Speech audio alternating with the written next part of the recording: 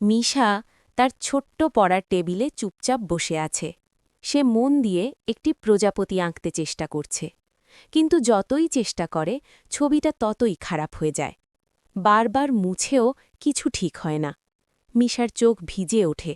হতাশ হয়ে সে তুলি আর কাগজটা ফেলে দেয়। মন খারাপ করে মিশা উঠে দাঁড়ায়। ঘরটা হঠাৎ খুব নীরব হয়ে যায়। ঠিক তখনই মেঝেতে পড়ে থাকা তুলির পাশে একটি অদ্ভুত সোনালি আলো ঝলমল করে ওঠে। আকাশ থেকে ধীরে ধীরে নেমে আসে একটি ঝলমলে জাদুর তুলি। মিশা অবাক হয়ে তাকিয়ে থাকে, তারপর কৌতূহলী হয়ে তুলিটি হাতে নেয়।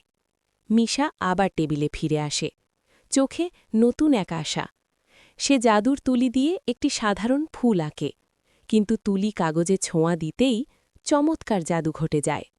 ফুলটি রঙিন হয়ে ওঠে, বাতাস ভরে যায় মিষ্টি সুবাসে, আর সেই ফুল থেকে উড়ে আসে একটি ছোট্ট মৌমাছি।